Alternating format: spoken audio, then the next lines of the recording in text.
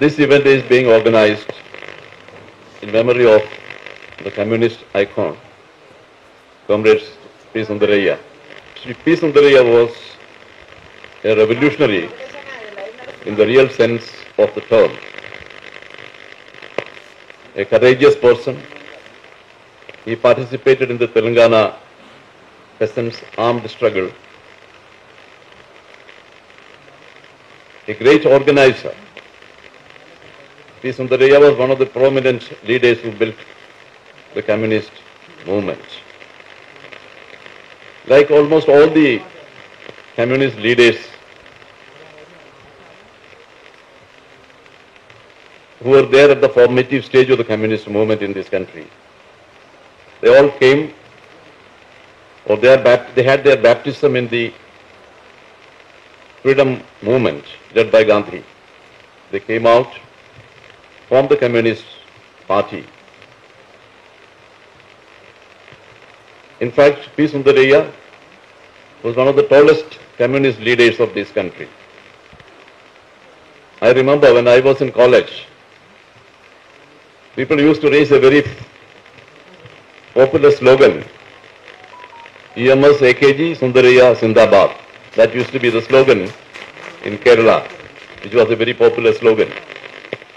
So that shows the popularity of this tall communist leader. He, in fact, acquired an iconic status because of his total dedication to the cause of communism and also the cause of the people, which are identical. So I take this opportunity to salute his memory. And with this, I will move on to my speech.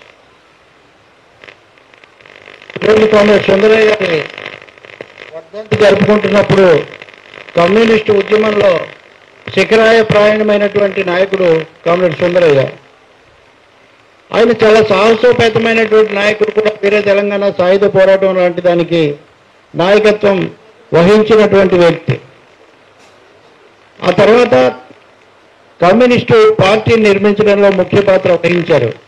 ఆ ప్రారంభ దశలో ఉన్నటువంటి communist నాయకులు అందరిలాగే ఆయన కూడా పూర్తిగా అంకిత భావంతో పనిచేసినటువంటి వ్యక్తి కాబట్టి ఆయన దానికి ఒక ప్రతీకలాగా, ఒక ఆదర్శంలాగా ఆయన నిలబడిపోయారు. ఈరోజు ఈ సందర్భంలో వాళ్ళందరిలాగే ఆయన కూడా స్వాతంత్రోద్యమంలో తన జీవితాన్ని ప్రారంభించినటువంటి వ్యక్తి కూడా.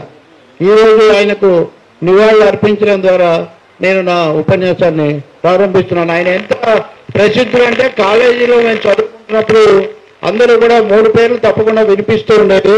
ఒకటి ఈఎంఎస్ నమూత్రిపాదు, రెండోది ఏకే గోపాలన్, మూడోది సుందరయ్య. ఈ 3 పేర్లు తప్పకుండా మాకు వినిపిస్తూ ఉండేవి. అంత ప్రఖ్యాతి ఆయన అప్పటికే సంపాదించాడు. ఆయనకు జేజేలు అర్పిస్తూ నేను మొదలు పెడుతూ ఉన్నాను.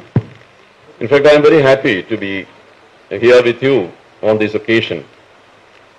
And I know very well that it's a very prestigious event which is being organized every year by Sundaraiah Vigyana Kendra. And I consider it a privilege to speak to you on this occasion, particularly the subject which has been chosen by the organizers of this conference, that is Parliament, challenges to Parliament, democracy and the constitutional values. It's a very important subject which has very great contemporary importance. And therefore, I felt very, very happy to be invited to this event.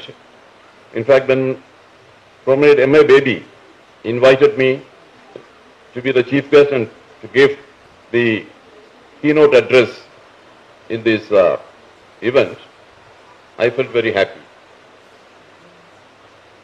You know, the Indian Constitution came into force on 26 January 1950. The preamble of the Indian Constitution declares India as a sovereign, democratic, socialist, secular republic. Of course, the words socialist and secular were added to the Constitution in 1976. And there was a criticism at that time that these words that are an addition and the constitution in its original form was not secular. But it is, I must say, the opinion of a small section of the people who use secularism as an abusive word. Otherwise, the Indian Constitution is absolutely secular in its perspective, in its approach, in its tone, and there cannot be any doubt about that. In fact, in 1946, when the Constituent Assembly met, it was Pandit Jawaharlal Nehru who presented the objectives resolution before the Constituent Assembly. And that objectives resolution was a very comprehensive resolution which contained all the basic principles which we find in the preamble today. And this preamble gave us a new perspective about the world we live in, new idea about, a new vision about this country, and also it signifies a bond with the humanity outside. Comrade Sundarayya గారి స్మారకోపన్యాసం చాలా ప్రతిష్టాత్మకమైన సందర్భం అని నాకు తెలుసు. ప్రతి సంవత్సరం కూడా దీన్ని జరుపుకుంటూ ఉంటాం, చాలా సంతోషకరం. దీనికి ఈ సంవత్సరం నన్ను ఆహ్వానించడం నాకు చాలా గొప్ప అవకాశంగా భావిస్తున్నాను. కామ్రేడ్ బేబీ ఈ పిలుపు నాకు ఇచ్చినప్పుడు నేను సంతోషించాను. అంతేకాకుండా ఈరోజు ప్రసంగానికి ఎంచుకున్నటువంటి ఇతివృత్తం కూడా భారత పార్లమెంటు రాజ్యాంగ విలువలు ప్రజాస్వామ్యం అనేటువంటిది ఈరోజు పరిస్థితుల్లో అది చాలా ముఖ్యమైనది. భారత రాజ్యాంగం పూర్తిగా ప్రజాస్వామ్య విలువలు ఇవన్నీ కూడా కలిగి ఉంది. తర్వాత కాలంలో కొంతమంది అంటూ ఉంటారు 1976లో ఈ పీఠికలో సోషలిజం సెక్యులరిజం అనే మాటలు చేర్చారు కాబట్టి ఇవేవో తర్వాత వచ్చాయేమో అనేటటువంటి అభిప్రాయం చాలా మంది ఈ దేశంలో వ్యక్తం చేస్తూ ఉంటారు. కానీ వాళ్ళకి ఒక విషయం చెప్పాలి, అది చేర్చక ముందు కూడా భారత రాజ్యాంగం సంపూర్ణమైనటువంటి లౌకిక విలువను పునాదిని కలిగి ఉంది. 1946లో లోక్సభ పార్లమెంట్లో ఈ విషయమై అప్పుడున్నటువంటి సభలో రాజ్యాంగ సభలో ఆ లక్ష్యం ఏంటి, రాజ్యాంగ లక్ష్యం ఏంటి అనేటటువంటి తీర్మానం ప్రవేశపెట్టినప్పుడు ఆ తీర్మానంలో ఈ విషయాలన్నీ కూడా చాలా స్పష్టంగా ప్రతిపాదించబడినాయి. ఇప్పుడు ఏ విషయాలైతే పీఠికలో మనం చూస్తున్నామో, అందుకనే భారత రాజ్యాంగం అనేది సంపూర్ణమైనటువంటి లౌకిక ప్రజాస్వామ్య పునాదుల మీద ఆధారపడి ఉందని, అది మనకు ఒక కొత్త విలువల ప్రపంచాన్ని కూడా పరిచయం చేసింది, తీసుకొని వచ్చింది భారతదేశానికని మనం గుర్తుంచుకోవాల్సి ఉంటుంది. Actually, we must, when we talk about the Constitution of India, we must know the significance, the historic significance of the Constitution of India.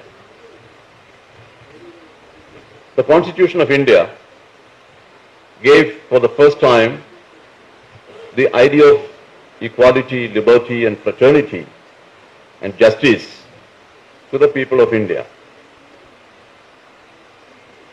Why I say that these are new ideas which were given to the people? Because historically we have inherited a society which is governed by Dharma Shastras, which is based on caste system, Varna system and all that.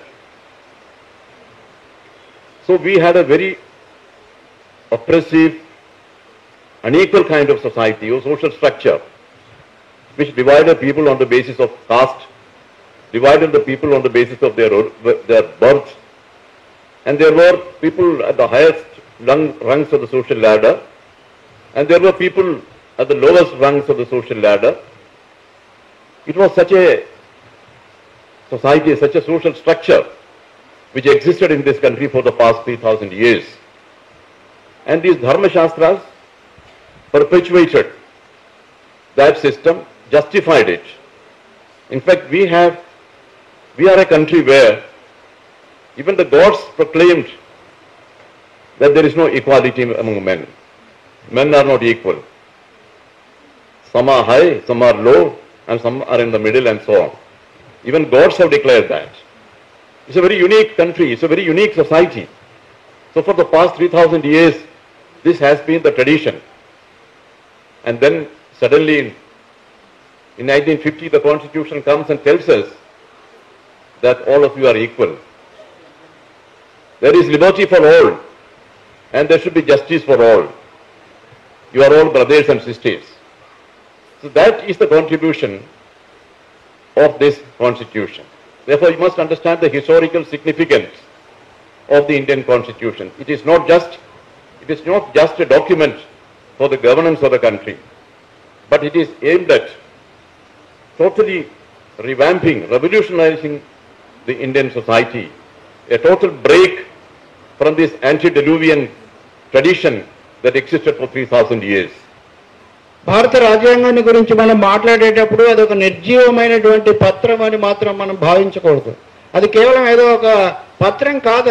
అది కొన్ని వేల సంవత్సరాల నుంచి దేశంలో సాగుతున్నటువంటి ఒక పరంపరకు దానికి స్వస్తి చెప్పినటువంటి కొత్త పిలిపించినటువంటి ఒక పత్రం. అది స్వేచ్ఛ, స్వాతంత్రం, సమానత్వం, సోదరత్వం, సౌభ్రాతృత్వం లాంటి మాటలను అనేటటువంటి విలువలను ఈ దేశంలో ప్రవేశపెట్టింది. మీరందరూ కూడా సమానము, దేశ ప్రజలు, పౌరులు అనేటటువంటి ఒక భావన. ఎందుకంటే ఈ దేశంలో 3,000 సంవత్సరాలుగా ఈ దేశంలో ఒక వర్ణ వ్యవస్థ నడిచింది. ఈ వ్యవస్థలో పైన ఉన్నవాళ్ళు, కింద ఉన్నవాళ్ళు, అధములు, ఉన్నతులు అనేటటువంటి ఒక పరంపర, అంటే మీకు ఏమి లేవు మీకున్నాయని ఒక పద్ధతిని వీళ్ళు తీసుకొచ్చారు. అంతేకాదు ప్రపంచంలో మరి ఏ దేశంలో లేనటువంటి ఒక వికృతమైన పద్ధతి భారతదేశంలో ఉంది. అదేంటంటే దేవుడు కూడా ఇలా కులాల కింద విభజించాడు, హెచ్చు తగ్గులు సృష్టించాడు దేవుడు కూడా అని చెప్తుంది ఈ దేశంలో ఉన్నటువంటి వ్యవస్థ.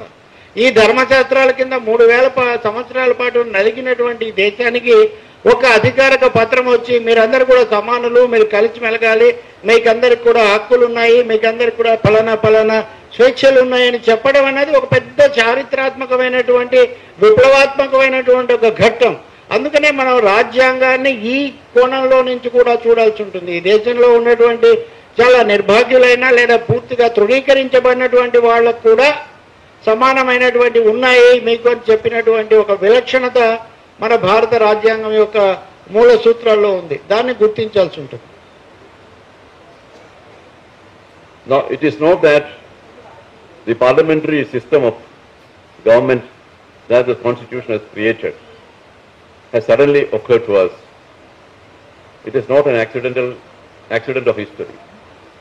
Actually, the parliamentary system, or what kind of system India wants or it suits India, was discussed in detail during the freedom struggle by the leaders who led the freedom struggle. And they thought that a parliamentary system with parliament at the center will be best suited to this country because this country has immense diversity. There are different languages, different cultures and subcultures. There are different religions, ways of living, food habits. Every kind of difference is there. In such a country, if you have a unitary kind of system or a presidential form of government, that will only finally lead to the balkanization of the country, and therefore a parliament which represents all sections of the people of this country was thought to be best suited to India. And that is why the parliamentary system of government, with parliament at the apex level and a government which is responsible to parliament and members of parliament representing all sections of the people in this country, was the best system that was chosen by the leaders who led the freedom struggle, and the Constitution adopted that. భారత రాజ్యాంగం మనకు parliamentary ప్రజాస్వామ్యాన్ని ఏర్పరచడము, అందించడం అనేది ఏదో యాదృచ్ఛికంగానో అనుకోకుండానో జరిగినటువంటి ఘటన అని మనం భావించకూడదు. అది ఒక చరిత్ర క్రమంలో ఏర్పడింది. చాలా పరిణామాలు, చర్చల తర్వాత ఏర్పడింది. స్వాతంత్రోద్యమ నాయకులు దీని గురించి చాలా కూలంకషంగా చర్చించారు. భారతదేశానికి ఒక అధ్యక్ష తరహానో లేకపోతే ఇంకొక పద్ధతితో కుదరదు.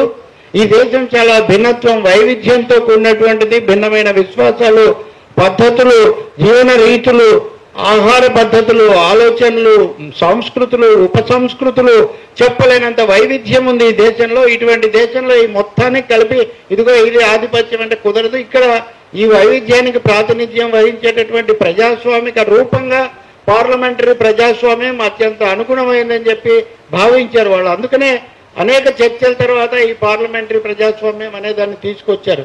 పై స్థాయిలో పార్లమెంట్ ఉండటం, దానికి ప్రభుత్వం జవాబుదారీగా ఉండాలనేటటువంటి నిబంధన, అది మళ్ళీ కింద దాకా కూడా వ్యాపించడం, ఇదొక ప్రక్రియ. దీంట్లో అన్ని తరగతులకు, ప్రజల్లో ఉన్నటువంటి అన్ని విభాగాలకు కూడా దీంట్లో ప్రాతినిధ్యం ఉండాలి, ప్రజలు ఎన్నుకున్నటువంటి సభ్యుల ద్వారా అని కూడా భావించారు.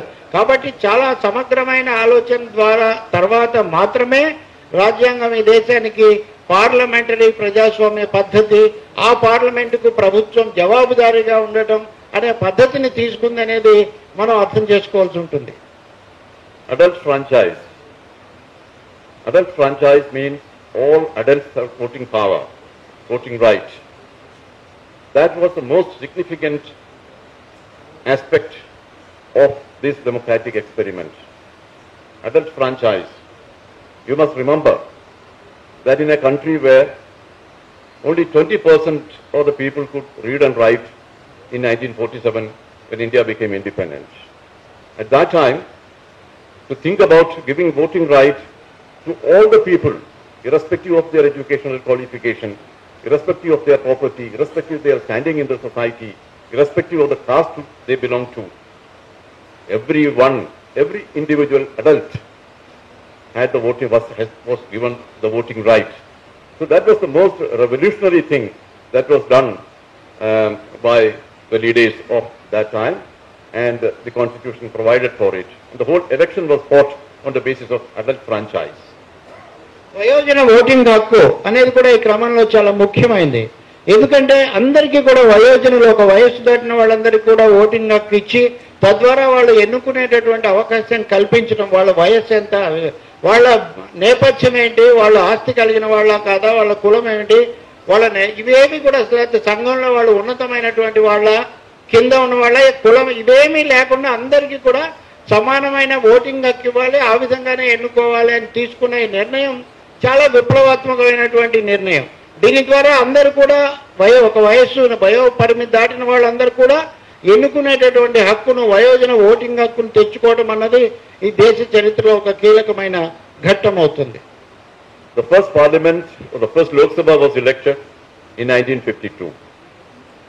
And that was a momentous period in the history of this country, in the history of the democratic experiment in this country. That parliament and the subsequent parliament enacted a lot of legislations which revolutionized the whole society. The Hindu Marriage Act, the Hindu Succession Act, and so on. And then a plethora of legislations which deal with the labor, industrial relations, and so on. All these legislations were meant to deal, to cater to the interests of different sections of the society, whether it is labor or whether it is other segments of the society. All these segments were taken care of through various legislations made by the Indian Parliament. And that must be considered to be the golden age of India's Parliament. That was particularly the 50s, because most of these legislations were made during in the 50s. ఇంకో విషయం కూడా గుర్తుపెట్టుకోవాలి. 1947లో వాళ్ళు ఈ ఆలోచనలన్నీ చేసినప్పుడు దేశంలో చదువుకున్న వాళ్ళు 20% మంది మాత్రమే ఉన్నారు. ఈ చదువుతో సంబంధం లేకుండా కూడా ఓటింగ్ హక్కు అందరికీ ఉండాలి అని నిర్ణయించారు. 1952లో మొదటి పార్లమెంట్ ఏర్పడింది. ఆ మొదటి పార్లమెంటు అనేక కీలకమైన చట్టాలు చేసింది. అప్పటి వరకు ఉన్నటువంటి హిందూ చట్టాలు అనేవి అనేకం ఉండేవి. ఆ చట్టాలనండి లేకపోతే వాటిని మార్చి హిందూ వారసత్వ చట్టం ఉండింది, దాని బదులు వారసత్వ చట్టం వీళ్ళు ఇంకొకటి తీసుకొచ్చారు. ఇలా అనేక రంగాల్లో చేయటమే కాకుండా కార్మికుల కోసం, ఇతర హక్కుల కోసం వాళ్ళు చట్టాలు చేశారు. ఈ పద్ధతి మొత్తం 50వ దశకం అంతా కూడా కొనసాగింది. అందుకే మనం 1950వ దశకాన్ని పార్లమెంటుకు సంబంధించిన స్వర్ణయుగం అని మనం చెప్పొచ్చు. అప్పుడు వచ్చినటువంటి అనేక హక్కులే తర్వాత కొనసాగాయి. it was actually the contribution of Pandit Jawaharlal Nehru that we could nurture the parliamentary system of government, because he had great commitment to the enrichment of parliamentary system of government, and he laid down the basic rules of parliament and he adhered to them. He set up conventions and traditions which would strengthen the system of parliament, and that is the story of India's parliament in the 50s and 60s, especially when we are discussing the challenges to the parliament, the democracy or democratic system and constitution. I must particularly mention about the contribution of Nehru, because we must have a perspective on this issue. Parliament తొలి దశలో ఈ ప్రజాస్వామ్య సాంప్రదాయాలకు పద్ధతులకు పునాది వేయడంలో అంకురార్పణ చేయడంలో పండిట్ జవహర్లాల్ నెహ్రూ నిర్వహించిన గొప్ప పాత్రను మనం తప్పకుండా చెప్పుకోవాలి. ఆయనకు ప్రజాస్వామ్యం పట్ల ఒక నిబద్ధత ఉండేది, అది ఎలా ఉండాలనేటటువంటి ఆలోచన ఆయనకు ఉండేది. అందుకని ఆ విధంగా ఆయన ఒక వరవడి తీసుకొని వచ్చారు ఆ మొత్తం కాలం అంతా కూడా. మనం తర్వాత కాలంలో పార్లమెంటరీ వీటి మీద జరుగుతున్న దాడులు ఇవన్నీ మనం కనుక చూస్తే జవహర్లాల్ నెహ్రూ అప్పుడు చేసినటువంటి గొప్ప పాత్ర ఏంటి, ఆయన వేసిన పునాదులు దీనికి ఏ విధంగా దోహదపడ్డాయి అనేది మనకు అర్థమవుతుంది. After 70s, a new trend developed in this country. There was emergence of strong autocratic leaders, unlike Nehru, different from the Nehruvian mold of leadership. And then the whole situation has changed, because these leaders were very illiberal, autocratic, and they were intolerant to criticism and so on. Then the whole nature of parliament changed. You know, parliament during Nehru's period was an autonomous body. Parliament had a mind of its own. We used to think about parliament as an organization, or as a body which had a mind of its own. Parliamentarians used to speak freely without having to look over their shoulder. That was the case in the first phase of India's parliament. But in the 70s, the whole tone and tenor of parliament changed, and there emerged the autocratic, intolerant leaders. And finally, that trend culminated in the internal emergency of 1975, where the freedom of the people was taken away. Thousands of people were put in jail because they protested against it, and then all kinds of draconian laws were made under which people were incarcerated. Jawaharlal నెహ్రూకు విమర్శలు మనం స్వీకరించాలి, చర్చలు జరగాలి, ఇటువంటి ఆలోచన ఉండేది. కానీ ఆయన తర్వాత 1970వ దశకంలో ఈ పరిస్థితి అంతా కూడా మారిపోయింది. చాలా మంది నాయకులు ఆ తర్వాత వచ్చిన వాళ్ళలో ఏకపక్ష ధోరణులు, నిరంకుశ ధోరణులు, ఒక విధమైనటువంటి అసహన ధోరణులు చాలా పెరిగిపోయాయి. అది పార్లమెంటు మీద కూడా ప్రభావం చూపింది. అంటే అంతకుముందు పార్లమెంట్లో గొప్ప నాయకులందరూ ప్రసంగాలు చేసి అనేక అంశాల మీద అవగాహన కలిగించిన పరిస్థితి పోయి, విమర్శలు చేసిన పరిస్థితి పోయి, ఇప్పుడు అసలు విమర్శ అంటేనే కూడా భరించలేని పరిస్థితి, ఒక ఏకపక్ష ధోరణి, నిరంకుశ ధోరణి వచ్చింది. చివరికి ఇది ఎక్కడికి దారితీసింది అంటే అత్యవసర పరిస్థితిని విధించడానికి దారితీసింది. అత్యవసర పరిస్థితిలో పార్లమెంటు దేనికి సాధనమైందంటే ఒకదాని తర్వాత ఒకటి వరుసగా నిరంకుశ శాసనాలు చేసి అసలు రాజ్యాంగ నిబంధనలన్నీ కూడా మార్చేసినటువంటి పరిస్థితి, విమర్శించిన వాళ్ళని జైళ్లలో పెట్టినటువంటి పరిస్థితి వచ్చింది. అందువల్ల పార్లమెంటరీ సాంప్రదాయాల పట్ల నెహ్రూ తర్వాత వచ్చినటువంటి ధోరణి దేశానికి ఇటువంటి విపత్కర పరిస్థితిని తెచ్చిపెట్టింది. Now you must be reading in the newspapers that parliament is not functioning. Parliament meets, there is ruckus in parliament, and then the house is adjourned. No transaction of business takes place. Bills are passed without any discussion. Even finance bill which contains all the taxation proposals of the government, are passed within 15 minutes. This used to take days together earlier. Now these bills are passed within 5 minutes, 10 minutes, 15 minutes without any kind of discussion. This is what is happening. Now, what does it show? It shows that there is something basically wrong with the way in which we are dealing with, or the governments are dealing with Parliament. Parliament essentially meets as per the law and the tradition to transact government business.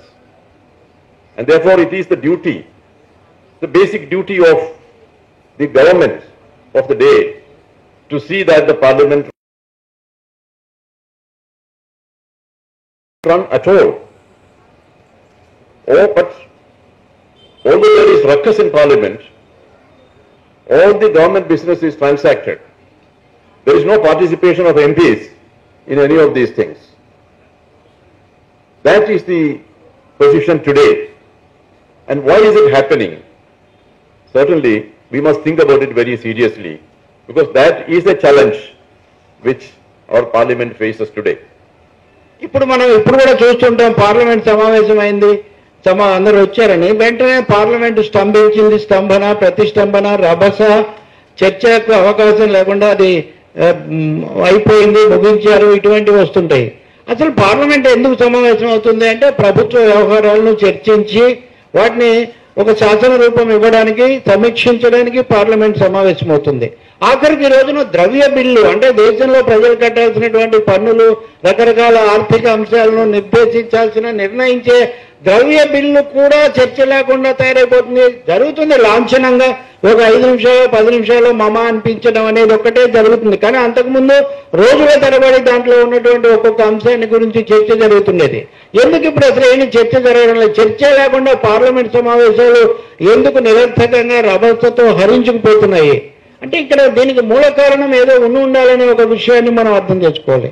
ఆ మూల కారణం ఏంటి? రెండోది, దీనివల్ల జరుగుతున్న నష్టం ఏంటి? Parliament సమావేశాలు చర్చలు లేకపోతే జరిగే నష్టం. Actually, it is very strange that the parliamentarians are not able to find a solution to this. The whole session is washed out. Parliament meets for about 20 days or 25 days in a session and nothing gets done. Of course, bills are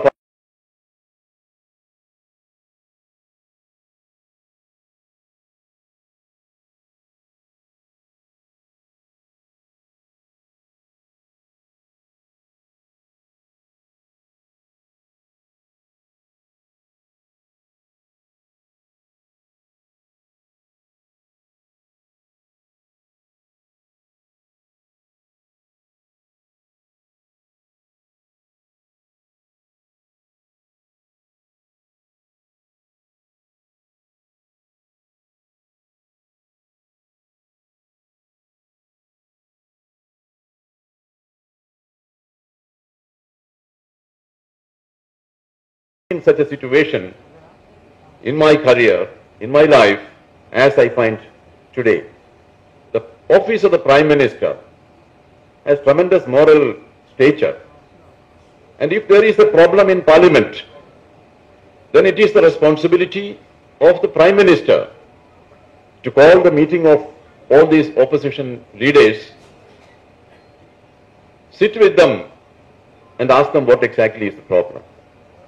There can be a heart-to-heart talk between the Prime Minister and the leaders of various political parties in a spirit of finding a solution to this. Because after all, it is the constitutional responsibility of the Prime Minister to see that the House runs smoothly. If that is not happening, that means someone is not fulfilling his responsibility. And that is precisely the problem which the Parliament faces today. Parliament ఎందుకు ఇలా అవుతుంది? ఎందుకు అసలు సమావేశాలు వృధా అయిపోతున్నాయి, సమయం అంతా వృధా అయిపోతున్నాయి, మాట్లాడుకోవడం లేదు? అక్కడ ఉన్నటువంటి పెద్దలు, ప్రజాప్రతినిధులు ఎందుకు ఈ అంశాన్ని చర్చించి ఒక పరిష్కారం కనుక్కోలేకపోతున్నారు? ఇది పెద్ద చర్చ. పెద్ద ప్రశ్న. నేను పార్లమెంట్లో సంవత్సరాల తరబడి పనిచేశాను. అక్కడ అది ఎలా పనిచేస్తుంది చెయ్యదు, అక్కడ నిర్వహణ పద్ధతి ఎలా ఉంటుంది, వీటన్నిటిని కూడా చాలా దగ్గరుండి నేను చూశాను. ఇదివరకు కూడా సమస్యలు వచ్చేవి, కానీ అప్పుడు వాటికి పరిష్కారాలు కనుక్కునేవాళ్ళు. ప్రధానమంత్రి పిలిచి మాట్లాడే ఒక అవకాశం ఒకటి ఉంటుంది.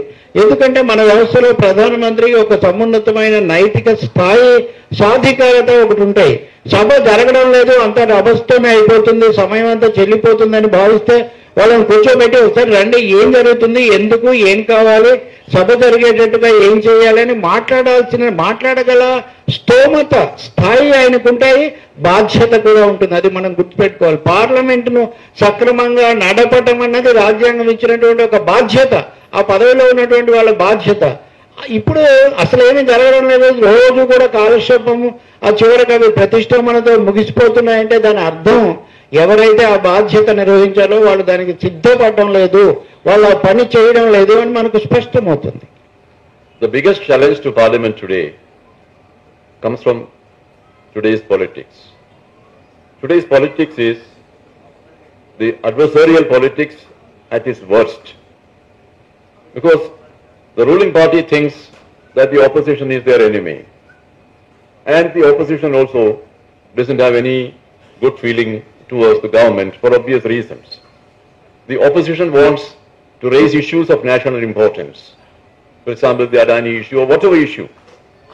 But the government side doesn't allow them to have a discussion. Now this is at the bottom of this crisis.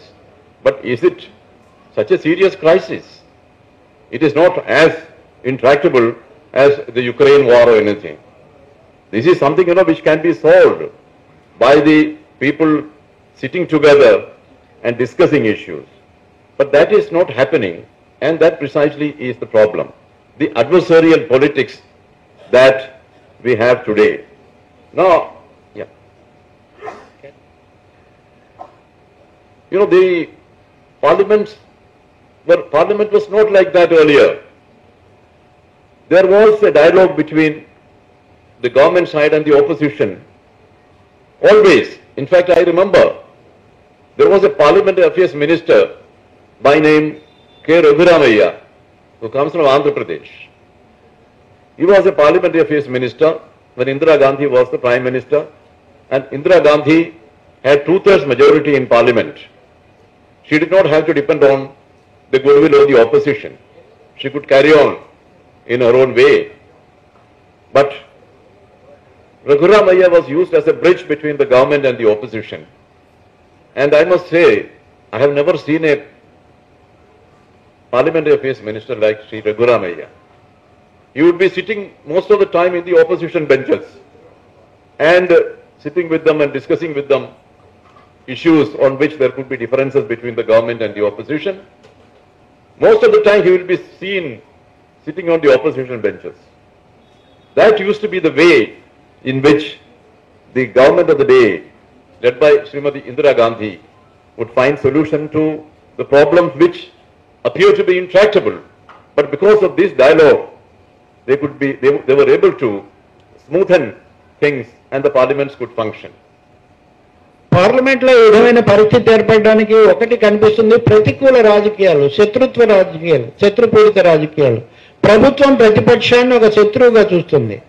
ప్రతిపక్షానికి కూడా ప్రభుత్వం ప్రతికూలంగానే కనిపిస్తుంది. ఎందుకంటే అనేక కారణాలు, అనేక సమస్యలు ఉంటాయి కాబట్టి వాళ్ళు వ్యతిరేకంగా చూస్తారు. వాళ్ళు చర్చకు వాళ్ళు ఒప్పుకోరు, వీళ్ళు ఏదో మాట్లాడాలనుకుంటారో వాళ్ళు ఒప్పుకోరు. ఒక అదాని సమస్య ఉంది, అదాని సమస్య చర్చించడం మీద చర్చించవచ్చు, కానీ మొత్తం సభంతా కూడా దానికోసం కొట్టుకుపోవాల్సినటువంటి అవసరం ఉందా అంటే ఆ విధమైన వాతావరణం అక్కడ ఉందా? ఉంటే దాని గురించి మాట్లాడుకొని చర్చ ఎలా చేపట్టాలనేది ఆలోచించుకునే అవకాశం వస్తుంది. నేను పార్లమెంట్లో ఇందిరాగాంధీ కాలంలో నేను చూసేవాడిని. అప్పుడు కొత్త రఘురామయ్య, అప్పుడు ఉమ్మడి ఆంధ్రప్రదేశ్ రాష్ట్రం నుంచి ఆయనే పార్లమెంటరీ వ్యవహారాల మంత్రిగా ఉండేవాడు. ఎప్పుడు ఏ సమస్య వచ్చినా ఆయన ప్రతిపక్షాన్ని వెంటనే కూర్చోబెట్టి మాట్లాడి పరిష్కారం చేసేవాడు. 3/2 2/3 మెజారిటీ ఉండేది ఇందిరాగాంధీకి. ప్రతిపక్షాలు కలిసి రాకపోతే అక్కడ సభ జరగదు, బిల్లులు రావడే పరిస్థితి ఏం లేదు. అయినా కానీ కలుపుకోవడం కోసం కొత్త రఘురామయ్య, నాకైతే ఆయన ఎప్పుడు ప్రతిపక్షతో పాటు కూర్చొని ఉండేవాడు, వాళ్ళ బెంచీల దగ్గరనే కూర్చుని ఉండేవాడు, వాళ్ళతో మాట్లాడడం ఇదే సరిపోయేది. అంటే పార్లమెంటరీ ప్రజాస్వామ్యంలో సభ జరగాలి అంటే ఈ విధమైనటువంటి సంభాషణ, ఈ విధమైనటువంటి డైలాగ్ నడపాల్సినటువంటి బాధ్యత, అగత్యం ప్రభుత్వం మీద ఉంటాయి. ఇప్పుడు అది లేదు కాబట్టి ఈ విధమైనటువంటి పరిస్థితి మనం చూస్తున్నాం, సమస్యలతోనే ముగిసిపోతున్నాయి. In fact, a non-functioning parliament leads to the collapse of parliamentary system. That will be the ultimate result of this. So if you want the collapse of parliamentary system so that you could replace it with something else, then certainly you are free to do whatever you are doing. But if you are sincere about the survival, the strengthening of parliamentary system, then you will have to intervene and set right things. Actually, accountability is the essence of parliamentary system. The government is accountable to the parliament and parliament is accountable to the people. So this accountability is at the core of the parliamentary system. When parliament doesn't function, it is actually this accountability that goes, and when the accountability goes, then there is chaos. పనిచేయని parliament పని చేయకపోవడం అనేది ఉత్తరోత్తర వ్యవస్థ కుప్పకూడడానికి దారితీస్తుంది. ఎందుకంటే పార్లమెంట్లో చర్చించి విషయాలకు తుదిరూపం ఇవ్వటము, వాటి మంచి చెడ్డలు తేల్చటము, అది దాని బాధ్యత, అది రాజ్యాంగ బాధ్యత. జవాబుదారీతనం అన్నది ఇక్కడ కీలకమైనటువంటి అంశం. పార్లమెంటు వీటిని చర్చించడానికి జవాబుదారీతనం వహించాలి, ప్రభుత్వం పార్లమెంటుకు చెప్పడానికి జవాబుదారీతనం వహించాలి. ఈ రెండు కూడా లేకపోయిన తర్వాత పార్లమెంటు సమయం అంతా వృధా చేస్తున్న తర్వాత ఇది ఉత్తరోత్తర పార్లమెంట్ యొక్క ప్రాధాన్యత, పార్లమెంట్ యొక్క పాత్ర, బాధ్యత కూడా కుప్పకూడడానికి దారితీస్తుంది. ఇదేదో కేవలం సభలు ఆ రోజు జరగకపోవడం కాదు, అసలు ఆ వ్యవస్థకే ముప్పు తెస్తుంది అన్న ఒక ప్రాథమిక అంశాన్ని గుర్తించాలి. ఎందుకంటే జవాబుదారీతనం అనేది దీనికి మూల సూత్రం, అదే ఇక్కడ దెబ్బతినిపోతూ ఉంది. Now coming to the challenges posed to the democracy or democratic system in our country. You know, the greatest challenge that democracy faces is from the executive, that is the government. You know, during the past 70 years, after this constitution came into force, if you look at the history of the governments that functioned here, we can see that the executive has become stronger and stronger and stronger. And when the executive becomes stronger, all other institutions become weaker. Parliament, the judiciary, the fourth estate, that is the press, media, all these institutions become weak. This is our unfortunate experience during the past 72 years. And there has been a phenomenal growth in the power of the government. And in our country, there has been a tendency on the part of the government to take away the freedom of the citizens. You know, the Constitution has given you the fundamental rights. And also you have the fundamental right to approach the court to protect your fundamental right. Your Constitution has given all such freedoms. But the tendency has been on the part of the government to take away the freedoms of the citizens by enacting legislations, draconian legislations, and also amending the Constitution at different times. ప్రజాస్వామ్యానికి ప్రధానమైన ప్రమాదం ఎక్కడి నుంచి వస్తుందని కనుక మనం పరిశీలిస్తే అది ఎక్కువ సార్లు కార్యనిర్వాహక వర్గం లేదా ప్రభుత్వం, ఎగ్జిక్యూటివ్, దాని నుంచి వస్తుందని మనకు స్పష్టంగా అర్థమవుతుంది. అంతకంతకు కూడా ఈ కార్యనిర్వాహక వర్గం అంటే అధికార యంత్రాంగం యొక్క బలమేమో అలా పెరిగిపోతుంటే మిగతా వ్యవస్థలు నిర్వీర్యం చేయబడ్డం మనం చూస్తాం. అదే అధికారాలు వాడి దగ్గర పోగు వేసుకుంటున్నటువంటి పరిస్థితి కూడా మనం చూస్తాం. భారత రాజ్యాంగం పౌరులకు ప్రాథమిక హక్కులు ఇచ్చింది. ఆ ప్రాథమిక హక్కులకు భంగం కలిగితే వాటిని న్యాయస్థానాల్లో సవాల్ చేసేటటువంటి హక్కు కూడా ఇచ్చింది. కానీ ఇప్పుడు అవన్నీ కూడా తొలగించబడుతున్నాయి, లాగివేయబడుతున్నాయి. ఎట్లా లాగివేయబడతాయంటే ప్రభుత్వం చట్టాలు చేస్తుంది, చట్టాలు చేసి ఆ చట్టాల్లో హక్కులకు కాస్త ఎసరు తెస్తుంది. దానివల్ల ఏమవుతుందంటే అంతకంతకు కూడా ప్రభుత్వం యొక్క బలము, ప్రభుత్వం యొక్క పట్టు పెరిగిపోతుంటే పార్లమెంట్ అయినా న్యాయ వ్యవస్థ అయినా వీటన్నిటి యొక్క బలం కరిగిపోతున్నటువంటి ఒక విచిత్రమైన పరిస్థితిలో మనం ఉన్నాం. ఇదే ఈరోజు ప్రజాస్వామ్యానికి ఉన్న పెద్ద సవాలు. another serious challenge to democracy in this country is the desecularization of our society. Desecularization. The Constitution has said India is a secular republic, democratic republic.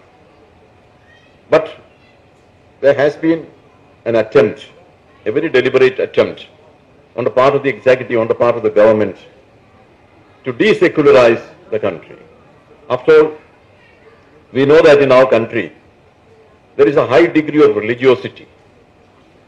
When there is a high degree of religiosity in the country, it is very difficult to mobilize the people on the basis of religion. And that is precisely what has been happening for a certain number of years now. And the result is, people get divided. During the freedom struggle, Gandhi united the people because there was an emotional unity, whether it is Hindus or Muslims or Christians or whatever religion you belong to.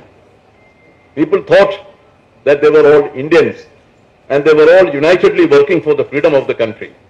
So that emotional unity was brought about by Gandhi during the freedom struggle. But that emotional unity is disappearing. When you mobilize people on the basis of religion, certainly it is that emotional unity of the people that disappears, and that leads to the disintegration of the whole society. ఆ తర్వాత ప్రమాదం లౌకిక తత్వానికి వస్తుంది. భారత రాజ్యాంగం దేశం లౌకిక విధానం, లౌకిక వ్యవస్థ అని చెప్తుంది.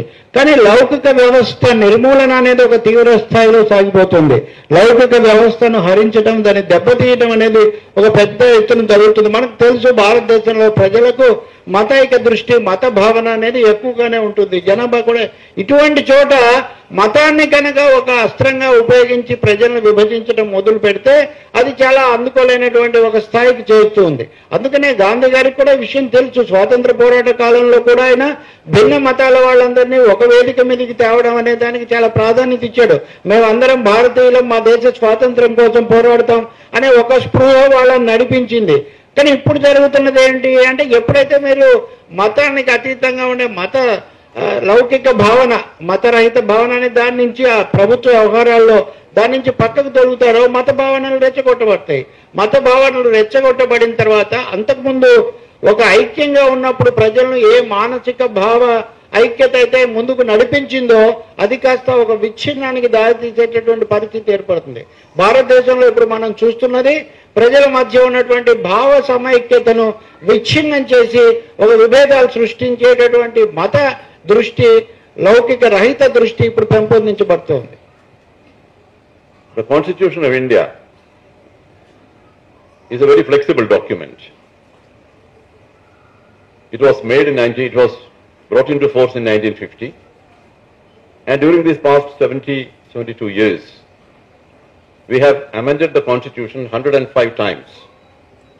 So it's a very flexible kind of Constitution, and these amendments are made to meet the changing needs of the society. But then, there are certain issues which are related to this, which are of very great importance, and I will deal with those issues finally, briefly. భారత రాజ్యాంగం చాలా పట్టు విడుపుతో కూడినటువంటిది, మార్పులు చేర్పులకు అనుగుణమైనటువంటి పత్రం అది. అందుకనే మనం స్వాతంత్రం వచ్చేది 1950లో అమల్లోకి వస్తే ఇప్పటికి 105 సార్లు రాజ్యాంగం సవరించబడింది. అప్పటి పరిస్థితులకు, అవసరాలకు, వాటన్నిటికీ తగినట్టుగా. ఈ విధంగా రాజ్యాంగ సవరణ చేసుకోవడం వేరు. కానీ అదే రాజ్యాంగంలో మనము ఏమాత్రం కదిలించడాని, లేకపోతే వాటికి ఎసరు పెట్టకూడనటువంటి అంశాలు కొన్ని ఉన్నాయి. అవి ఏంటనేది నేను చెప్పడానికి ప్రయత్నిస్తాను క్లుప్తంగా. Parliament has the power to amend the Constitution. There was a dispute over the powers of Parliament to amend the Constitution.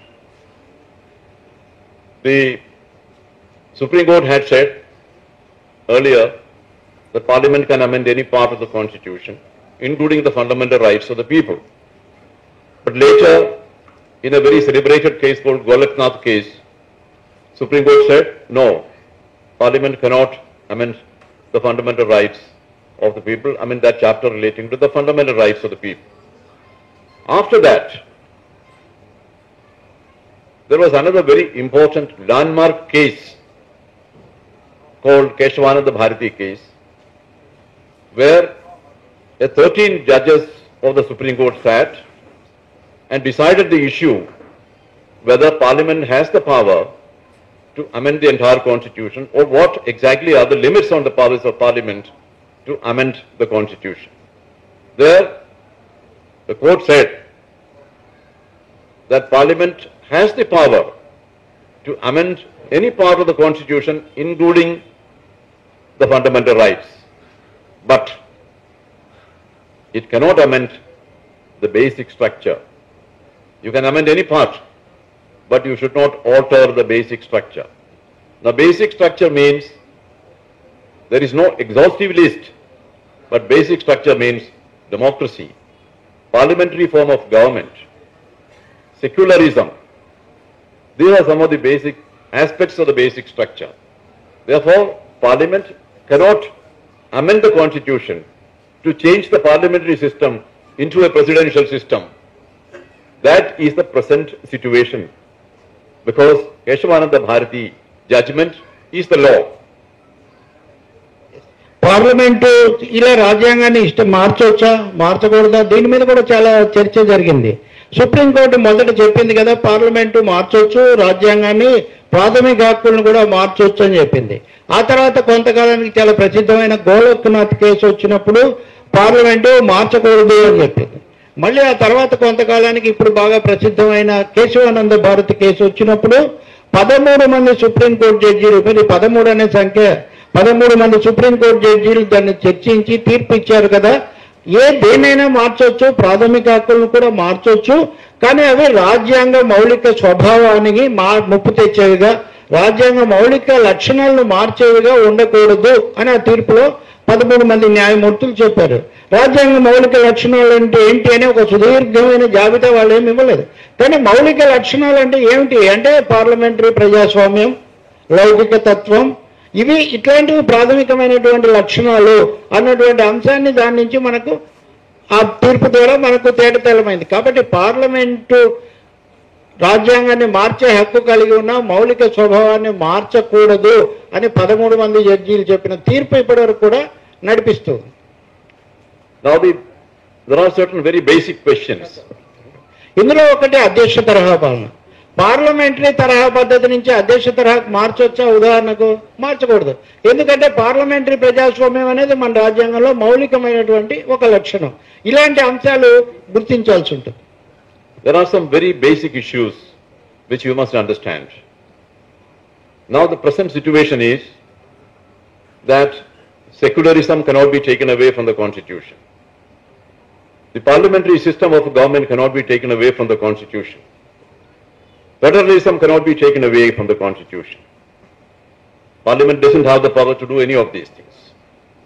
But then, that all depends on the validity of Keshavananda judgment.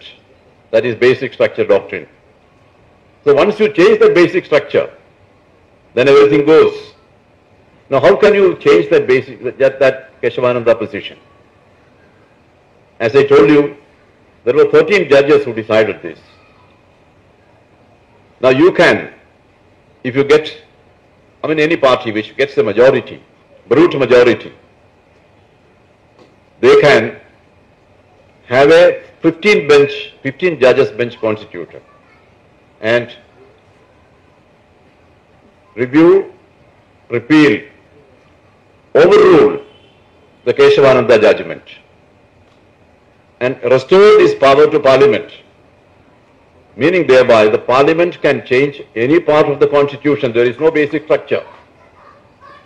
Now this is a reality. This is not an idle dream or anything. This is a very strong possibility. All that is required is to set up a 15 judges bench and get the Keshavananda decision overruled. And after that, you can switch over to a presidential system of government. You can make it a theocratic state and you can do whatever you want. You can make it a presidential system of government. All these things are possible if Keshavananda Bharati judgment is overruled. And that, according to me, is a very distinct possibility. ఇక్కడ చాలా కీలకమైన అంశం మనం గుర్తుంచుకోవాల్సింది. Kesavananda Bharat case ఉంది, ఆ తీర్పు ఎప్పుడు కూడా కాపాడుతుంది. అది నిజమా? ఈ రోజున పార్లమెంటరీ ప్రజాస్వామ్యాన్ని తీసేయలేము, సమాఖ్య విధానాన్ని తీసేయలేము, లౌకిక వ్యవస్థను తీసేయలేమని ఎందుకంటున్నాము? కేశవానంద భారత్ కేసులో 13 మంది జడ్జీల యొక్క ధర్మాసనం మౌలిక లక్షణాలు, మౌలిక స్వభావాన్ని మార్చకూడదని చెప్పింది కాబట్టి ఆ ప్రాతిపదిక మీద మనం మాట్లాడుతున్నాం. కానీ నిజంగా కేశవానంద భారత్ కేసు చెప్పినటువంటి మౌలిక స్వభావం అనే అంశాన్ని తీసేస్తే ఏమవుతుంది? ఉదాహరణకు రేపొద్దున అప్పుడు 13 మంది జడ్జీల ధర్మాసనం తీర్పిచ్చి రాజ్యాంగ ధర్మాసనం చెప్పింది కాబట్టి నేను 15 మంది న్యాయమూర్తులతో మరొక రాజ్యాంగ ధర్మాసనం వేస్తాను, అంతకంటే కూడా ఎక్కువ మంది అని నేను చెప్తే, ఈ ధర్మాసనం కనుక కేశవానంద భారత్ కేసులో ఇచ్చినటువంటి తీర్పు చెల్లదు అని కనుక వీళ్ళు చెప్పి వీళ్ళు కొత్త తీర్పు ఇస్తే అప్పుడు ఈ సిద్ధాంతం లేదు, ఇదేదో శాశ్వత రక్షణ అన్నటువంటిది కూడా లేదు. అది సాధ్యమా అంటే ఇప్పుడున్న పరిస్థితిని బట్టి అది సాధ్యమే, సుసాధ్యమే. ఇప్పుడున్న ప్రభుత్వాలు వాటి ఆలోచన ధోరణి, ఈ ప్రభుత్వం యొక్క ఆలోచన ధోరణి ఆ విధంగా ఉంది. రేపొద్దున వీళ్ళు తలుచుకుంటే అటువంటి ఒక పని చేస్తే అప్పుడు అధ్యక్షతర పాలన కూడా తెచ్చిపెట్టచ్చు. భారతదేశం మతాతీతమైన లౌకిక రాజ్యాంగంగా ఉండాలి అన్న భావనను త్రోసి రాజనే మతైక రాజ్యాన్ని, మతపరమైనటువంటి రాజ్యాన్ని ఏర్పాటు చేయాలని కూడా చెప్పొచ్చు. ఇవన్నీ ఎలా సాధ్యమవుతాయి? సాధ్యమయ్యే అవకాశం ఎక్కడి నుంచి వస్తుంది అంటే కేశవానంద భారత్ కేసును తిరగదోడి తిరస్కరించేటటువంటి మరింత విస్తృతమైన ధర్మాసనాన్ని కనుక తీసుకొని వస్తే అదొక సంభావ్యత అంటమే, అదొక అవకాశం అప్పుడు తప్పకుండా ఉంటుంది. కాబట్టి ఈ విషయాన్ని కూడా మనం తీవ్రంగా ఆలోచించాల్సిన అవసరం ఉంది. Now I come to my last point. You know, this country can survive only as a secular state. Secularism was made a part of the constitution because this country can survive only as a secular state. We have different religions. We have a major religion and we have minority religions. According to the government of India, there are 6 minority religions, and the largest minority has about 200 million followers. In such a country, can you bring in theocracy? Is it possible? Theocracy will lead to disintegration of the Indian society. Society will get divided on the basis of religion, because if theocracy comes, what will happen is that one particular religion, that is the religion of the majority, will get primacy, will get all the rights, whereas the other religions will not get any rights. The other religions will have to depend on the major religion or the state religion.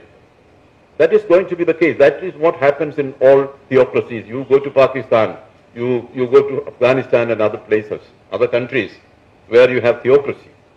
Other religions have no freedom there. So, are we going to bring such a situation in our country? You cannot. You can't do that.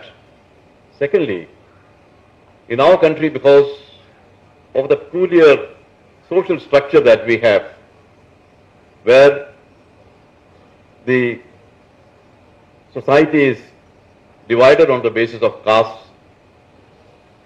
there is always a chance of majority of the people being kept out of the power structure. And that has been the case all through.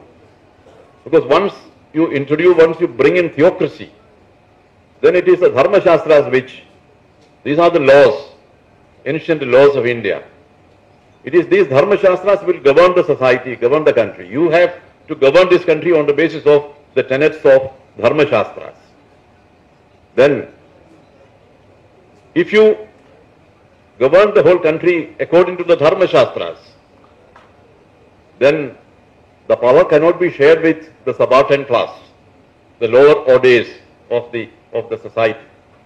And in the modern age, in 21st century, do you think it is possible? It is not possible. So what happens is, this will lead to disintegration. So what I say is, secularism is the only basis on which this country can survive. And secularism means the state has no religion, and state shall not promote any religious activity. That is the basis of secularism. Some people say that secularism in India means something different from what it means in the European countries. I think it is all meaningless talk. Secularism only means that the state has no religion and the state shall not promote any particular religious activity. Only on that basis. There is perfect equality of religions here. And religion, of course, is a private affair. It's a personal affair. That will not come into the affairs of the state or the governance of the state. That is the kind of situation that will be brought about by secularism. So this country, diverse as it is, can survive only on the basis of secularism. Therefore, all patriotic Indians, it is their patriotic duty to strengthen secularism in this country and defeat all forces which are opposed to secularism and which are trying to destroy secularism. Thank you. చివరి అంశం లౌకిక తత్వం అనే విషయానికి వస్తే, లౌకిక తత్వం అనేది భారతదేశానికి ఒక అనివార్యమైనటువంటి అవసరం. ఈ దేశంగా ఉండాలంటే అది లౌకిక తత్వం ద్వారా మాత్రమే సాధ్యమవుతుంది. భిన్న మతాలు ఉన్నటువంటి దేశం, ఒక ప్రధాన మతం ఉంది, అది కాకుండా 6 అల్పసంఖ్యాక మైనారిటీ మతాలు ఉన్నాయి. ఈ 6 మతాల్లో పెద్ద మతంగా ఉన్నటువంటి మైనారిటీ మతంలో 20 కోట్ల మంది ప్రజలు ఉన్నారు, మిగిలిన వాళ్ళు కూడా ఉన్నారు.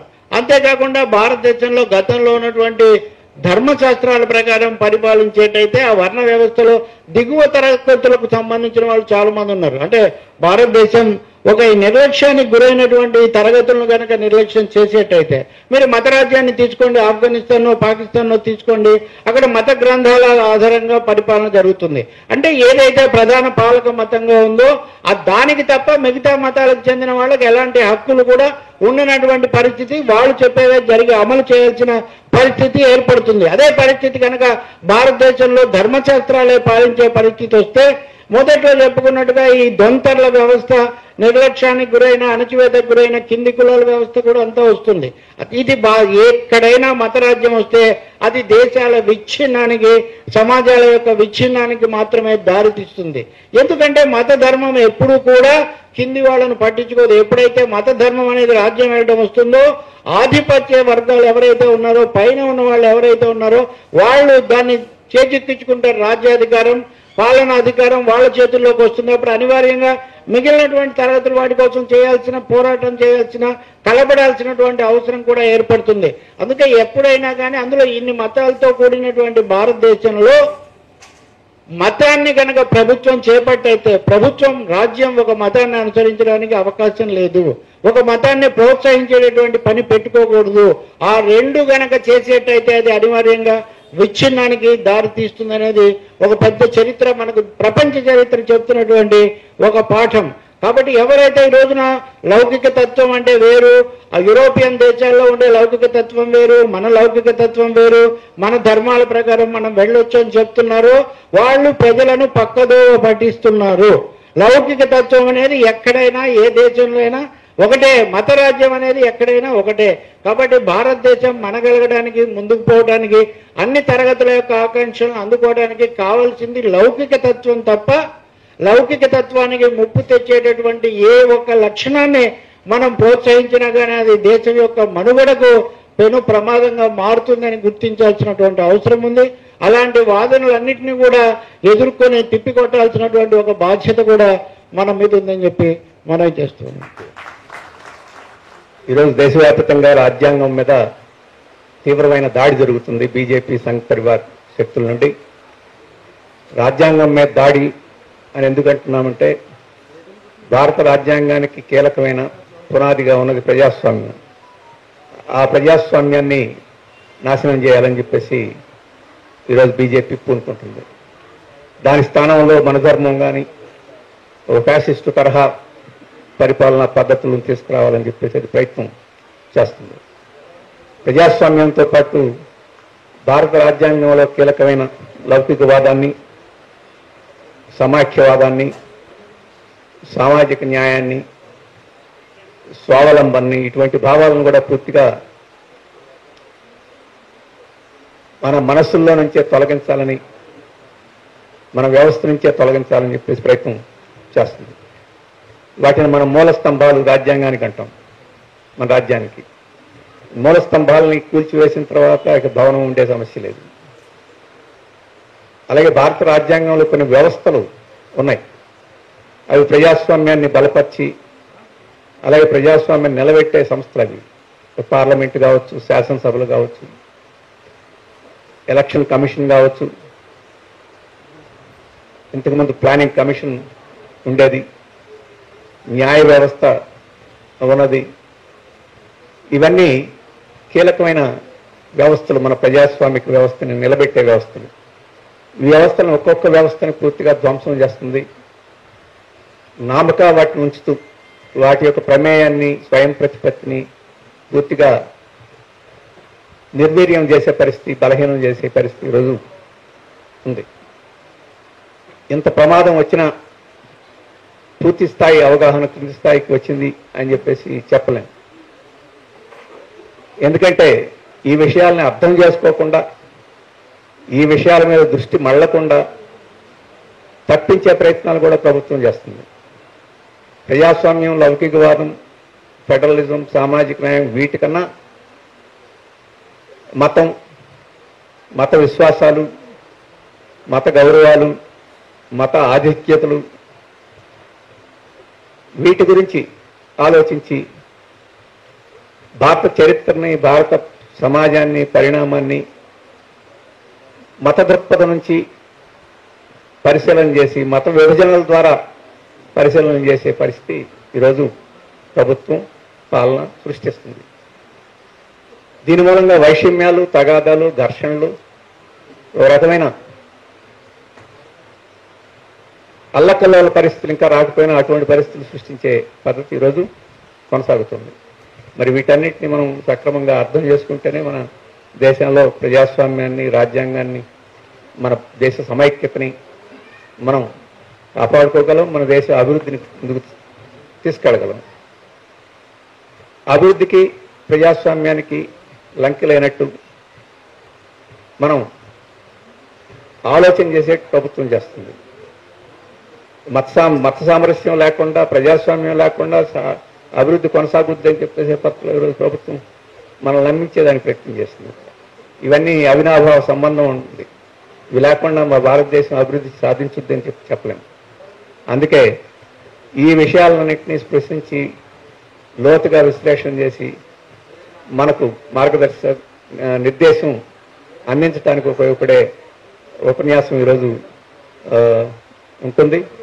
ఆ ఉపన్యాసాన్ని ప్రముఖ మేధావి, పరిపాలనాధ్యక్షుడు, అలాగే అభ్యుదయవాది అయిన పెద్దలు ఈరోజు చారి గారు మన ముందు ప్రసంగిస్తారు. వారిని ఇప్పుడు నేను ఆహ్వానిస్తున్నాను. వారి ఆంగ్ల ఉపన్యాసానికి కమ్రేడ్ తెలకపల్లి రవి గారు అనువాదం చేస్తారు.